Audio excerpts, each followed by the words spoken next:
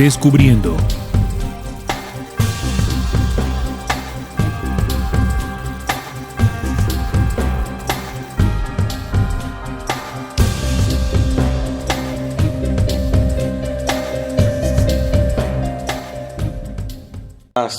Buenas tardes, ¿cómo están? Bueno, nosotros estamos muy felices de estar aquí compartiendo con ustedes esta información.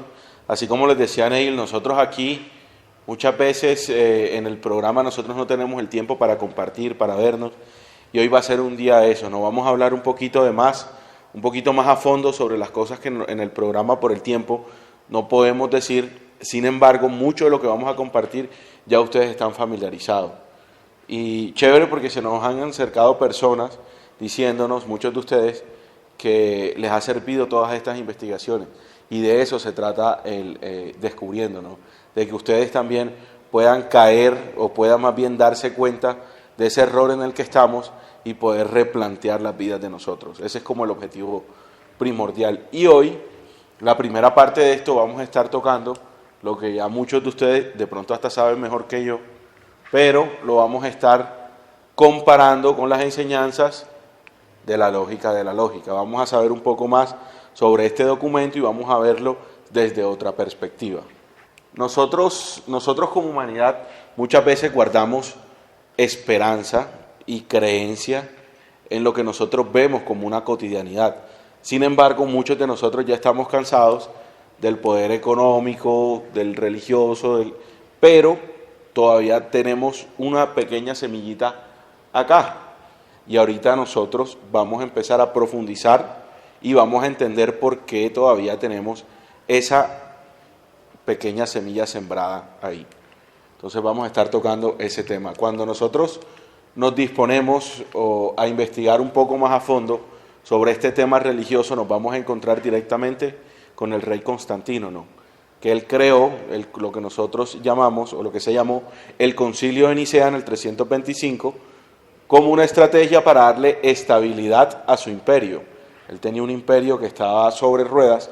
Sin embargo, él planteó esta situación del Concilio de Nicea para colocar un libro que le diera pues la estabilidad a ese imperio. Y dentro de lo que se fundamentó allí, quedó compuesta la Biblia que nosotros tenemos aquí en Occidente. Ese libro que lo compone pues la ley mosaica y también lo compone la ley del Cristo en sus evangelios y en sus demás enseñanzas. Aparte que también se excluyeron los textos apócrifos, los que nosotros llamamos apócrifos, el libro secreto de Juan, el libro de Enoc, el evangelio, muchos de San Valentín, muchos libros que también hoy por hoy hay facilidad de acceder a ellos y nos entregan un gran cúmulo de respuestas. Vamos a estar identificando qué pasó con Adán y Eva como humanidad. Vamos a ver este tema de la famosa serpiente y del supuesto pecado original. A nosotros eso como humanidad, ¿qué nos dejó como herencia? Porque es que si la serpiente no le hubiese dicho a Eva que comiera de esa manzanita, nosotros hoy estuviésemos en el paraíso, disfrutando de lo mejor que nosotros hemos podido vivir. Sin embargo, aquí vamos a ver si eso es así, ¿no? Empezando el Génesis 1:27, empezamos con el tema, ¿no? Nos dice Génesis, y creó Dios al hombre a su imagen, a imagen de Dios lo creó, varón y hembra los creó. Ahí vemos que es una creación en conjunto, una creación tanto de hombre como de mujer. Sin embargo, cuando seguimos leyendo en Génesis 7, dice entonces Jehová Dios, aparece otro personaje, ya no es Dios solo, sino Jehová Dios, formó al hombre del polvo de la tierra y sopló en su nariz aliento de vida, y fue el hombre un ser viviente. Entonces ya en el Génesis, a esta altura tenemos dos creaciones. Una que contiene la creación del varón y de la hembra, y de la otra solamente lo comprende el hombre. Si seguimos leyendo el mismo Génesis, y de la costilla del hombre, que Jehová Dios tomó del hombre, hizo una mujer y la trajo al hombre. Entonces aquí aparece la mujer en esta creación, en la creación de este mismo personaje, Jehová Dios y Jehová Dios. Entonces ahí vemos que ya estamos empezando a analizar cuáles fueron esas dos creaciones, quién fue ese personaje. De todas maneras, ya ustedes saben mucho de este tema, igual más que yo, y pueden deducirlo fácilmente, ¿no? Sin embargo, esa costilla del hombre no fue ninguna costilla de una manera literal, porque nosotros se nos enseñó como tradición de leer la Biblia de una forma literal, y es allí cuando nosotros vemos las cosas a medias y no profundizamos en ella, y hoy mismo como humanidad lo que nos mantiene así es que nosotros ignoramos nuestra propia creación, y es allí cuando nosotros perdemos nuestra identidad, y por esa razón nos mantienen sometidos. ¿A qué? ¿A qué nos mantienen sometidos como humanidad? A una creencia, a lo que diga el sacerdote, a lo que diga el pastor, así es. Entonces, varón y hembra los creó, es la primera creación, y a esa creación de varón y hembra se les llamó como nombre Adán. Adán. Adán fue un hombre. ¿Qué fue Adán? Una humanidad. Muy bien. Génesis 2:21, entonces Jehová Dios hizo caer en sueño profundo sobre Adán, y mientras éste dormía tomó una de sus costillas y cerró la carne en su lugar. Empezó la manipulación ya a nivel físico, a nivel genético, a la humanidad del Adán. Entonces, nuestra codificación genética ya no es Adán, sino ADN. Y allí, pues si nosotros lo complementamos, esta información con la información del libro secreto de Juan, nos vamos a dar cuenta que la manipulación fue más profunda en nuestros órganos, en nuestra psiquis y en nuestra mente, que es donde está nuestra verdadera batalla. Primero, para nosotros poder darnos cuenta de esta manipulación. Y segundo, para vencer nuestros propios paradigmas. Para eso nosotros necesitamos una condición, y es la certeza de nuestra identidad, es la certeza de nuestra creación. La manipulación, Génesis 2:16, y mandó Jehová Dios al hombre diciendo, de todo árbol del huerto podrás comer, mas del árbol de la ciencia del bien y del mal no comerás, porque ciertamente morirás. Entonces, vamos a identificar el árbol. ¿Cuál es el árbol? De acuerdo a este contexto que nos dice la cita del Génesis 2:16. ¿Cuál es ese árbol? El árbol del bien y del mal. ¿Será un árbol de madera, con plantas, con frutos? ¿Cuál es ese árbol? Pero el conocimiento de qué, porque es que conocimiento hay mucho. ¿Pero conocimiento de qué? Leamos. Conocimiento de la ciencia del bien y del mal. El conocimiento de la verdad. Sin embargo, nosotros, cuando empezamos a investigar, hay muchos conocimientos y muchas personas que dicen que todos esos conocimientos son verdad. ¿Cómo nosotros nos podemos dar cuenta que allí sí hay una verdad universal? ¿Cómo nosotros nos podemos dar cuenta de eso? ¿Cómo nosotros venimos aquí a exponerles una verdad universal y no a seguirles mintiendo, ya no de una forma religiosa, pero sí de una forma investigativa? ¿Cómo ustedes se pueden dar cuenta de eso?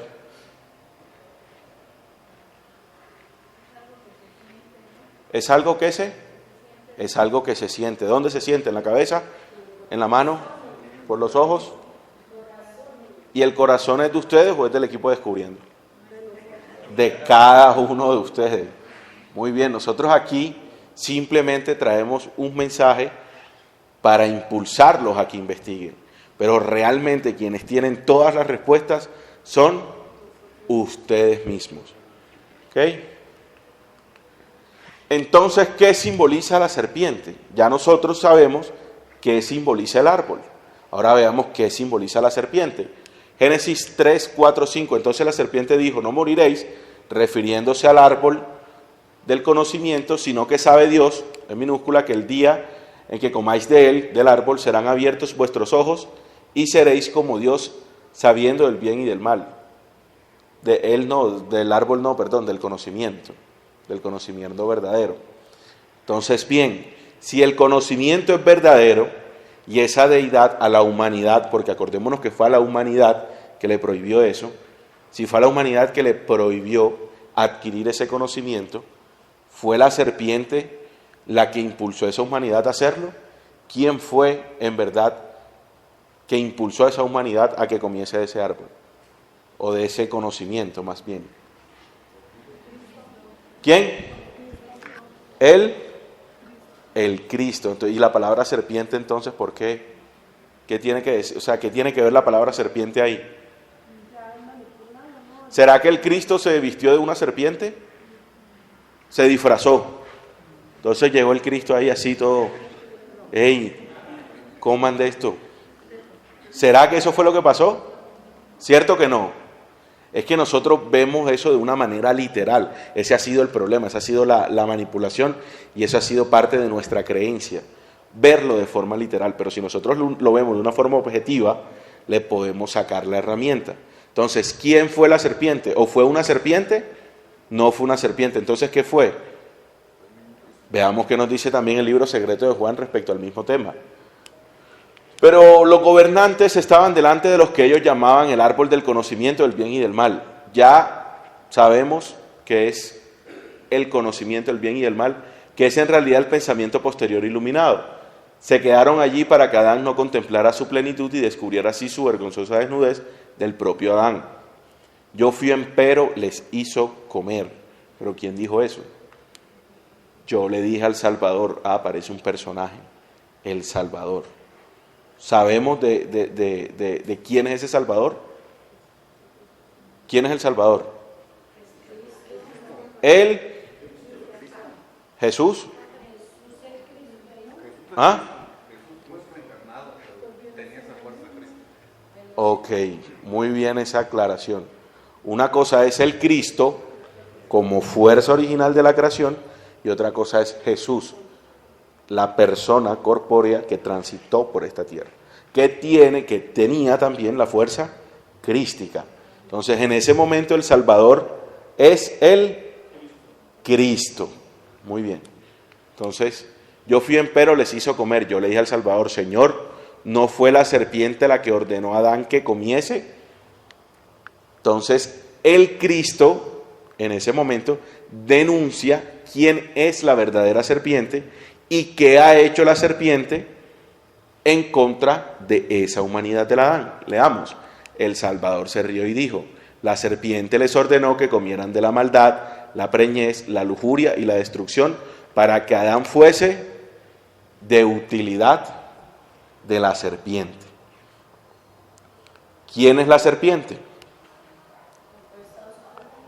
¿Ah? La organización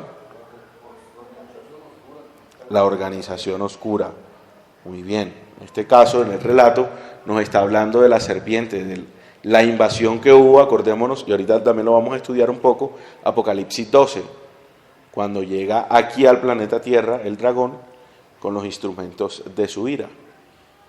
Entonces, en el versículo Génesis 3, del 4 al 5, esta serpiente que está aquí, ¿quién fue? La serpiente esta que está aquí es la fuerza oscura.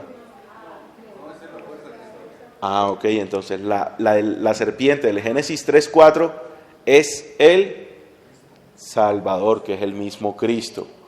Muy bien. Sin embargo, la serpiente que nos denuncia el Salvador es la organización extraterrena de carácter negativo. ¿Estamos claros ahí? ¿Lo habíamos visto desde ese punto de vista? ¿El Génesis lo habíamos visto desde ese punto de vista? No lo habíamos analizado así. Porque es que nos hablan de dos serpientes y nosotros intuimos que es lo mismo, pero no es lo mismo. Aquí hay una manipulación. ¿Cuántas manipulaciones ha tenido el texto bíblico? Y a nosotros, ¿quién nos quita que esto hace parte de la manipulación? Que colocaron serpiente allí. Yo tenía siempre esa angustia, fui catequista mucho tiempo, la religión católica, ¿Sí? y yo siempre les decía que yo no entendía por qué en la Biblia decía esto.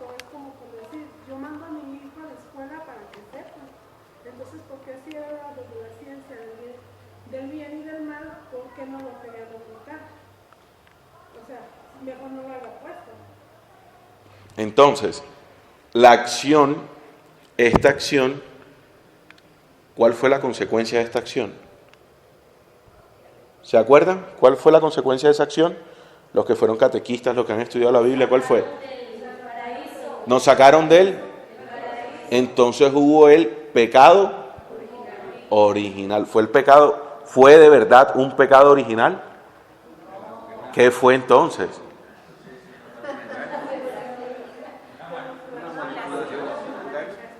Una manipulación. ¿Existió entonces el pecado original? No. Entonces, ¿qué existió ahí? Ya nosotros como humanidad sabemos del bien y del mal. Eso fue lo que pasó. Claro que eso es pecado original, pero ¿ustedes saben para quién es pecado original? Para esos vergajos. Para eso es que son ese pecado original. Pero nosotros como humanidad abrimos un poquito el párpado. Todavía no hemos abierto los ojos del todo. Todavía nos falta mucho. Pero allí ya nosotros teníamos el conocimiento. Es por eso que cuando nosotros, o cuando ustedes nos escucharon a nosotros, de la manera que haya sido, por un comentario, porque nos vieron en un video, por lo que sea, ustedes sintieron un clic. Uy, estos manes aquí están diciendo algo que a mí me resuena. Pero ¿de dónde les resonaba eso? De su pecado original. La cita que estudiábamos con Neil al principio, ¿no? La introducción, el Apocalipsis 12:7, y es la que nos relata esa batalla en los cielos. E Isaías a nosotros nos dice cómo fue que se terminó cayendo aquí esa organización. Isaías 14:12 dice: ¿cómo caíste del cielo, lucero, hijo de la mañana? Cortado fuiste por tierra, tú que debilitaste a las naciones, tú que decías en tu corazón: subiré al cielo, en lo alto, junto a las estrellas de Dios levantaré mi trono, y en el monte del testimonio me sentaré, a los lados del norte, sobre las alturas de las nubes subiré y seré semejante al Altísimo. Entonces, esa organización cayó aquí con un solo propósito. ¿Vale? ¿Cuál fue ese propósito? Pero ¿para qué este man va a ser semejante al Altísimo? ¿Por qué? Vamos a descubrirlo. Sigue diciéndonos Isaías: he aquí el nombre de Jehová viene de lejos, su rostro encendido y con llamas de fuego devorador, sus labios llenos de ira y su lengua como fuego que consume. Isaías 13:5, vienen de lejana tierra, de lo postrero de los cielos, Jehová y los instrumentos de su ira para destruir. ¿Cuál es el propósito? Destruir toda la tierra. ¿Y quién tiene ese propósito? Jehová. Pero él no está solo. ¿Cuáles son los instrumentos de la ira de Jehová?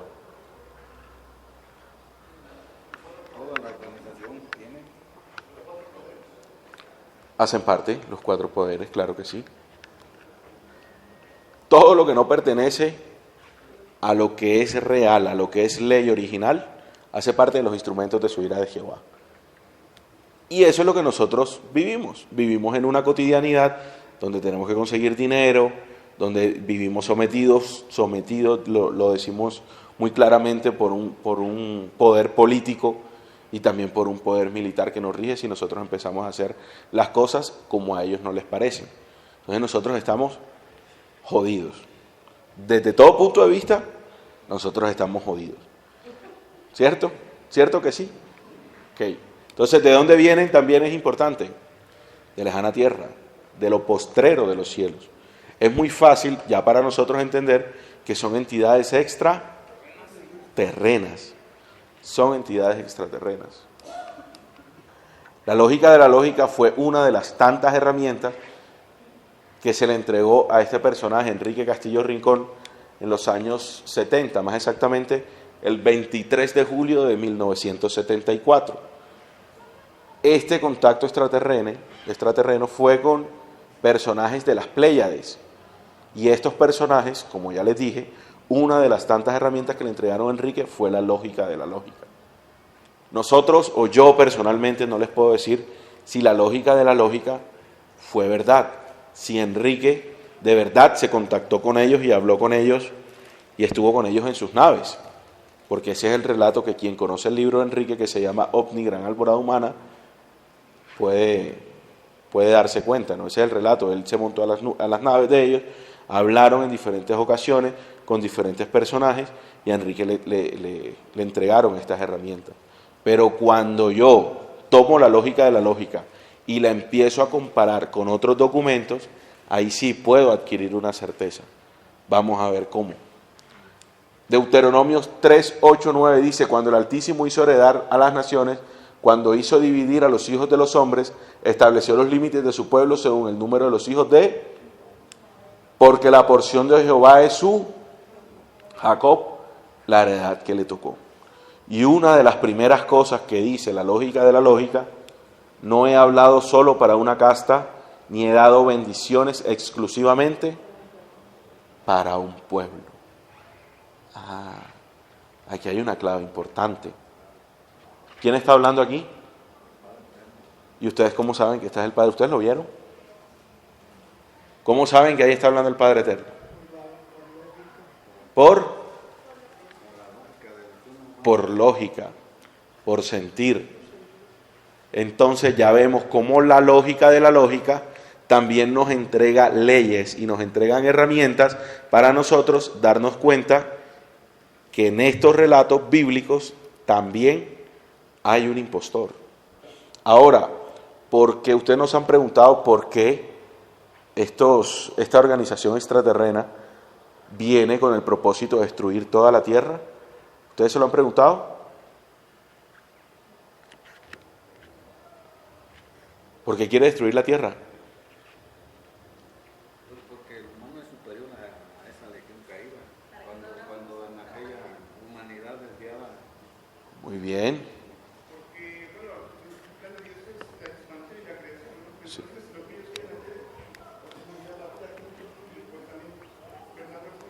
Están cuchillas. Muy bien, esa es la respuesta. Porque es que definitivamente ellos saben, ¿qué es cuchilla? Cuchillas que saben mucho, le dieron la respuesta que era. Saben mucho. Esos términos colombianos, bueno, sí. Entonces, así es. Ellos saben que nosotros, con el poderío que tenemos por nuestra herencia original, nosotros somos superiores a ellos. Entonces ellos no quieren apoderarse de la tierra porque quieren dinero, ya lo tienen. Es más, ellos lo crearon. Porque quieren poder, no, ya lo tienen. Ay, entonces estos manes, ¿por qué nos tienen aquí así? Es por eso, porque ellos saben que nosotros, en la medida en que despertemos como humanidad y nos empecemos a unir, ¿qué pasa? Guas. Lo que pasó en el relato del Génesis 11. Génesis 11, con la famosa Torre de Babel, la humanidad estaba de acuerdo en un solo propósito, que era la construcción de esa torre para llegar al Altísimo, al verdadero. Pero estos extraterrestres se dieron cuenta de que allá había una comunión, bajaron, les enseñaron los idiomas y dividieron a la humanidad. Génesis 11, no me crean, investiguenlo. ¿Dónde está Ángel? Ahí está. No me crean. Sí, porque el señor Ángel le gusta mucho cuando digo eso.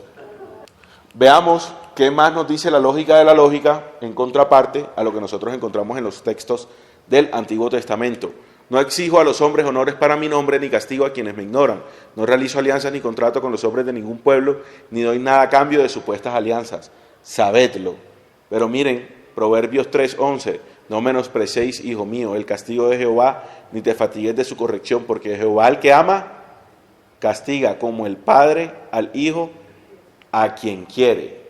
Entonces, aquí esta organización se dio cuenta que nosotros como padres tenemos un propósito, que es guiar a nuestros hijos.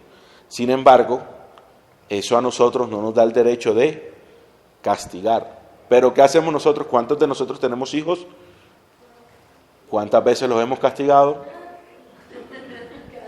¿Cierto? Entonces estamos siguiendo las enseñanzas de... entonces nosotros sí tenemos, acuérdense, cuando estamos hablando de la estatua, la semillita todavía la tenemos ahí. ¿Por qué? Porque estamos lejos de esta semilla. ¿Cuánto tiempo nosotros hemos dedicado a esto? Eternidades, mucho tiempo. ¿Y cuánto tiempo nosotros le vamos a dedicar a esto ahora que lo conocemos? Apenas un par de años. Sigamos. Deuteronomios 8:5, reconoce a sí mismo en tu corazón que como castiga el hombre a su hijo, así Jehová tu Dios te castiga. Entonces, ya vemos también cómo la lógica nos hace el llamado de atención y también deja al descubierto cuál es ese Dios impostor. Claro, el que castiga, porque él necesita mantener a la humanidad sometida. Entonces, debemos salir de ese sometimiento. ¿Cómo? Con el conocimiento. ¿Pero con el conocimiento de qué? La ley. Efesios 6:12. Pablo nos lo decía, que nuestra lucha ya no es contra sangre y carne, sino que contra principados y potestades de las huestes espirituales de maldad en las regiones celestes. Entonces, ¿contra quién es nuestra lucha? ¿Con nuestro vecino, con nuestra esposa, con nuestro esposo que no nos quiere escuchar, con nuestros hijos que no quieren hacer caso? ¿Con ellos es la batalla? ¿Con quién? Y entonces la fuerza oscura. ¿Y dónde está la fuerza oscura? Yo la voy a buscar para pelear con ellos y para darles puños. ¿Cómo se dice aquí? ¿Puños? Golpearlos. ¿Dónde está? Yo los quiero buscar. ¿Cómo será que nosotros peleamos con esa fuerza oscura? O con esas huestes de maldad. ¿Cómo peleamos con ellas? Cambiando de mentalidad. Cambiando de mentalidad. ¿Mentalidad en dónde? En nuestro propio interior. ¿Dónde es la batalla? Ok.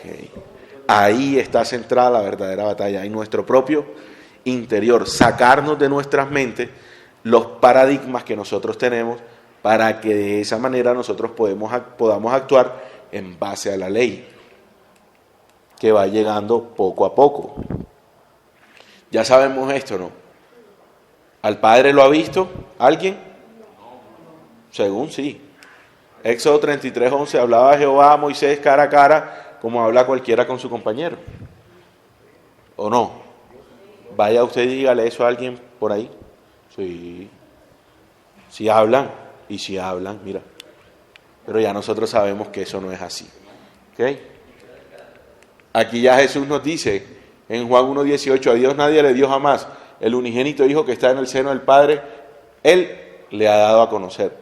Pero ¿y cómo nos dio a conocer Jesús a su Padre?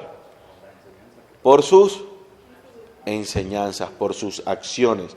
Entonces, ¿de qué forma nosotros, o de qué forma ustedes se pueden dar cuenta que aquí descubriendo no les está metiendo gato por liebre? No les está mintiendo, no los está sometiendo más. ¿De qué forma se pueden estar dando cuenta ustedes de eso?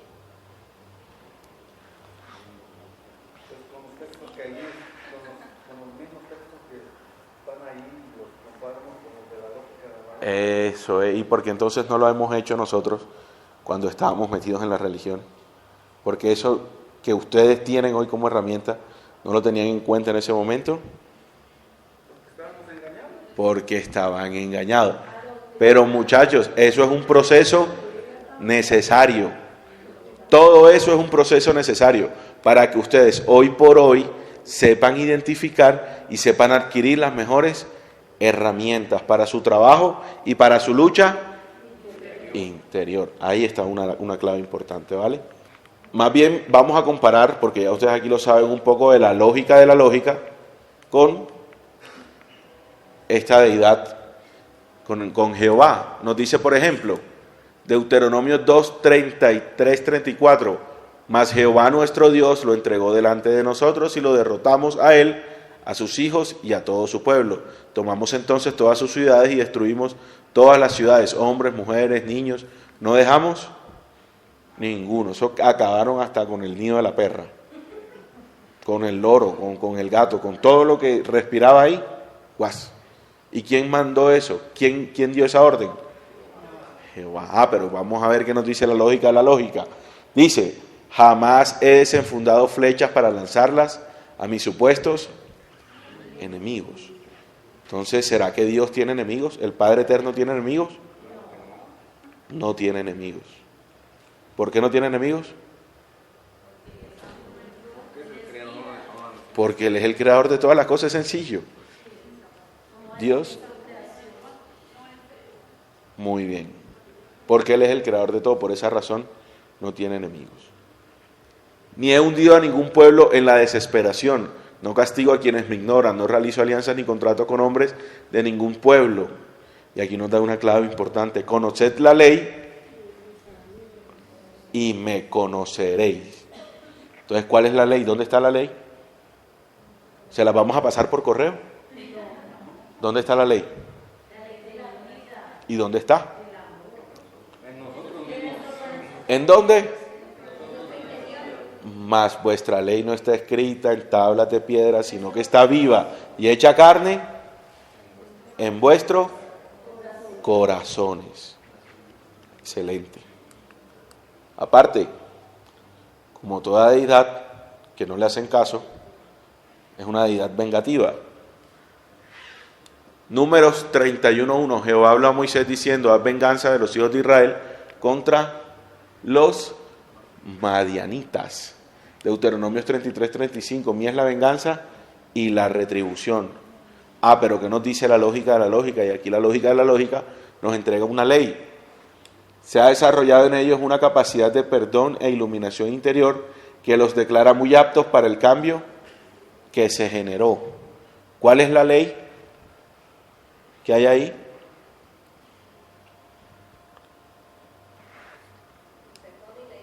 El perdón. ¿Será que cuando yo perdono tengo sed de venganza? ¿Cierto que no? El perdón como ley. Pero ¿cómo es tu nombre? Gerardo, si yo te hablo mal, ¿tú qué vas a hacer? Ojo por ojo y diente por diente. Mire, mía es la venganza y la... Entonces, ¿qué aplicamos más? ¿Lo de Jehová? ¿O lo que nos enseña la lógica de la lógica? Lo de Jehová. Ahí está la semillita. ¿Qué debemos hacer de ahora en adelante? Perdonar. Perdonarnos primero para poder perdonar. Otros están haciendo y generando soluciones incuestionablemente óptimas para que dicho patrón llegue a quienes están listos y apercibidos intuitivamente. Ahora lo estarán al llegar al nivel consciente conciencia del factor de la verdad. Entonces, gracias a la capacidad del perdón, eso nos va a ir abriendo unas puertas. ¿Para qué? Para el nivel de conciencia del factor de la verdad. Es decir, vamos a tener una comunicación directa con nuestro corazón para saber identificar la verdad de la ley y así poder vivirla. Mateo 19:21, vende todo lo que tienes y dáselo a los pobres y tendrás tesoros en el cielo. Primera de Timoteo 6:10, porque la raíz de todos los males es el amor al dinero, el cual, codiciando algunos, se extraviaron de la fe y fueron traspasados de muchos dolores. Entonces nosotros vamos a llegar ahora a la casa, vendemos todo y se lo damos a los pobres. ¿Por qué se ríen si eso lo dice la palabra de Dios? ¿Por qué se ríen? No es de forma literal. Veamos cómo nos lo refuerza la lógica de la lógica. Cuanto mayor es la riqueza del espíritu del hombre, menor es su pertenencia terrenal. Si veis hombres en hábitos y con adornos de oro y plata, entonces ya tenéis identificado a los falsos espiritualistas. Y entonces, ¿qué es lo que debo fortalecer yo? Mi riqueza espiritual. ¿Eso tiene que ver algo con mi factor, con el factor dinero? Sí. Porque dudan si ya tienen la respuesta. Me están creyendo lo que les estoy diciendo. No duden, si ustedes tienen la respuesta, no duden. Sigue diciendo. Entonces, ¿cuál es el verdadero templo? Hechos 17:28, porque en él vivimos, nos movemos y somos, como alguno de vuestros propios poetas también ha dicho, porque linaje suyo somos, siendo pues linaje de Dios, no debemos pensar que la divinidad sea semejante a oro o plata o piedra o escultura de arte o imaginación de hombre. ¿No sabéis que sois templos vivos de Dios y que el Espíritu de Dios mora en vosotros? ¿Dónde está el templo? En nosotros mismos.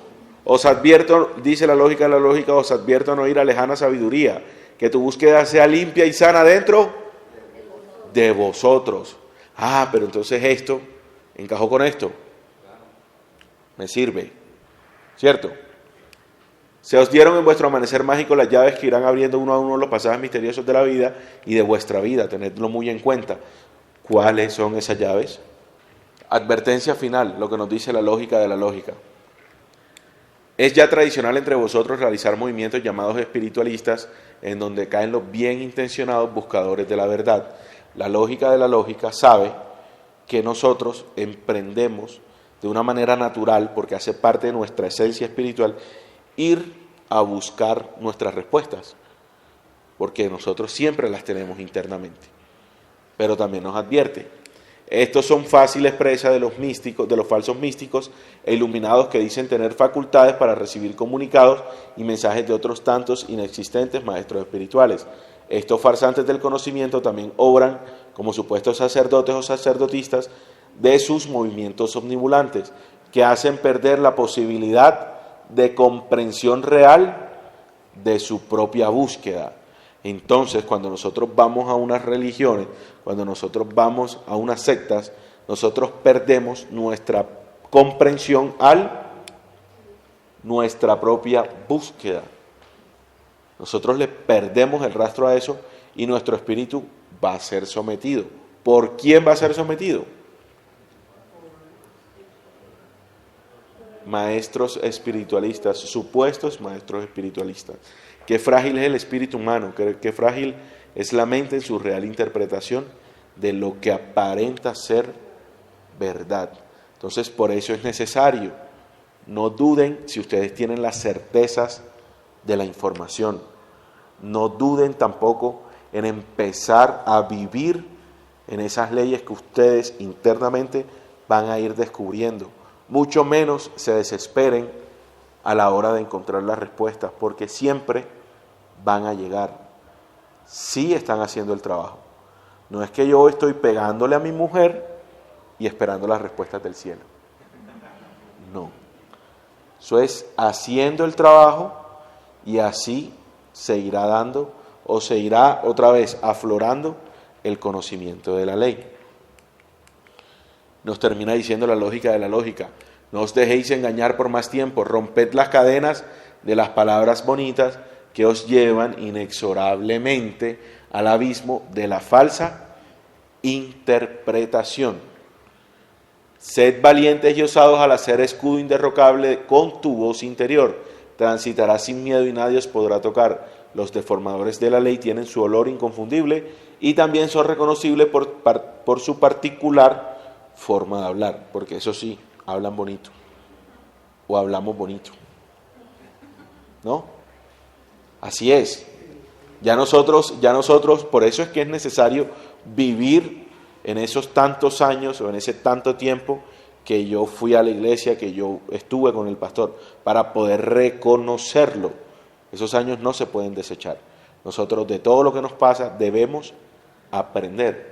No os dejéis elegir por sus grupos, no os dejéis tentar por sus faltas doctrinas con apariencia de piedad y sabiduría.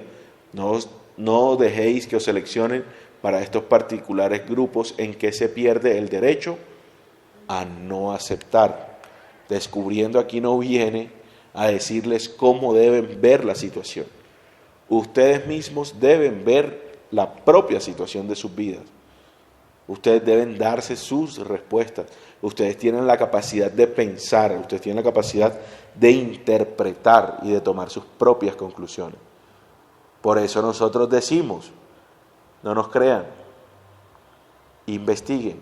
¿Para qué? Para que ustedes tengan la posibilidad de sacar sus conclusiones y aceptar su realidad.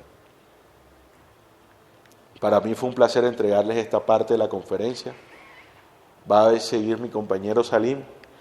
Y bueno, encantado y emocionado de estar viéndolos y poder compartir con ustedes aquí en México el día de hoy, muchachos. Gracias.